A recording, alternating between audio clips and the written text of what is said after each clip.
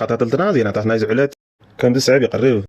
أما صحيح تجراي قبل تجراي متقعتي جمر كم زلوا تحبيرو قبل تجراي فتحين خنقص أو يتفردي كابز خون يكون أكل ناس أخو خنات حتيتو مغنيات قبل كوبانيات متستوسد هند بتاو إجد نقص حساب ساجد سرع بلاش كرخوا كم زي كعلات حبيرو سراوي تجراي هتو تزاز كم تقبله تجليتو زولن كالتنا لونا هزد ما نابز زراتهم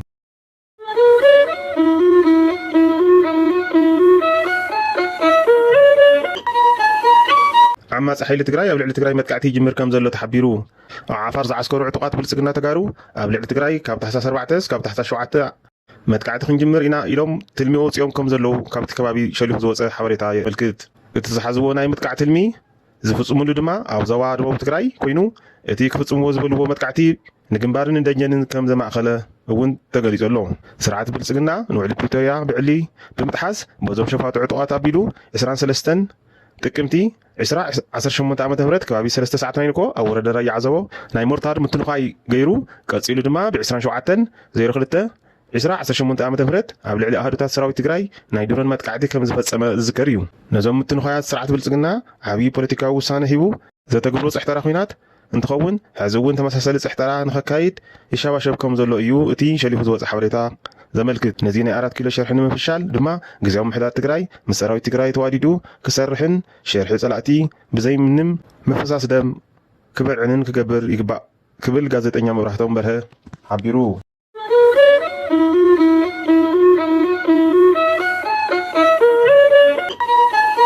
ኣብ ትግራይ ፍትሕን ርትዕን ክረጋገጽ ኣብያተ ፍርዲ ትግራይ ካብ ዝኾነ ይኹን ውግንና ነጻ ኮይነን ክሰርሓ ይግባእ ክብሉ ፕረዚደንት ላዕለዋይ ቤት ፍርዲ ትግራይ ኣይተ መንግስቱ ተኽላይ ገሊጾም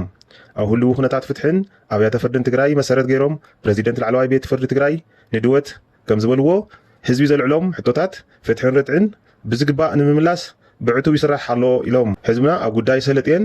ግቡእ ፍትሕን ርትዕን ዘልዕሎም ሕቶታት ኣለዎ ዝበሉ እቶም ፕረዚደንት ኣብ ትግራይ ፍትሕን ርትዕን ክረጋገጽ ኣብያተ ፍርዲ ትግራይ ካብ ዝኾነ ይኹን ውግንና ነጻ ኮይነን ብሕጊ መሰረት ክሰርሓ ይግባእ ኢሎም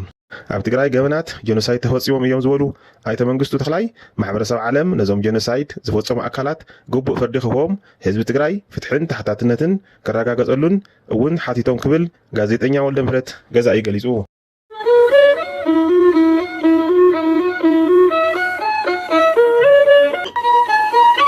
ምክንያት ኣብ ልዕሊ ኩባንያታት ትእምት ዝተወሰደ ሃንደበታዊ እግድ ምንቅስቃስ ሒሳብ ዛጊድ ስሩዕ ምላሽ ክረኽባ ከም ዘይከኣላት ሓቢሩ ዳይሬክተር ቦርድ ትእምት ዶክተር ኣብርሃም ተኸስተ ምስ ቢቢሲ ኣብ ዘካየድዎ ቃለ ምሕትት ግዳያት እቲ ፅንተታዊ ኩናት ዝኾና ትካላት ትእምት መንገዲ ሕውየት ኣብ ዝጀምራሉን ኣብ ስሩዕ ስርሐን እንተለዋ ብ24 ሕዳር 2018 ዓ.ም ብሃንደበት ፋይናንስ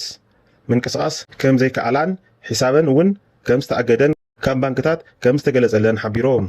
እተን ኩባንያታት ምክንያት መእገዲአን ተሓቲቱ እውን ካብ መንግስቲ ፌደራል ዝተጻሕፈ ደብዳቤ ከም ዘሎን እቲ ደብዳቤ ድማ እተን ኩባንያታት ሒሳበን ከይንቀሳቐስ ተኣጊዱ ክጸንሕ ዝእዝዝ ምዃኑ እዩ ብቓል ዝሰማዕና እምበር ብስርዑ ዝተውሃበን ምላሽ ከም ዘየለ ዶክተር ኣብርሃም ሓቢሮም እዚ ዘይሕጋዊ ምዃኑን እተን ኩባንያታት ሕግን ስርዓትን እዚ ሃገር ኣኽቢረን ዝኸዳ ኩባንያታት ምዃነን ብምግላጽ ስሩዕ ምላሽ ብደብዳቤ ንኽወሃበን ምሕታተን ዝገልጹ ዶክተር ኣብርሃም ይኹን እምበር ዛጊድ ካብተን ባንክታት ዝተውሃበን ስሩዕ ምላሽ ከም ዘየለ ገሊጾም ገና ኣብ ጽባሕ እቲ ኩናት ዝበፅሐን ዕንወት ጸጊነን ናብ ስራሕ ንምእታው ኣብ ዝንቀሳቐሰሉ ዘለዋ እዘን ብሃንደበት ዝተወሰደን ስጉምቲ ምዃኑ ገና ኣብ ጽባሕ እቲ ኩናት ዝበፅሐን ዕንወት ጸጊነን ናብ ስራሕ ንምእታው ኣብ ዝንቀሳቐሰሉ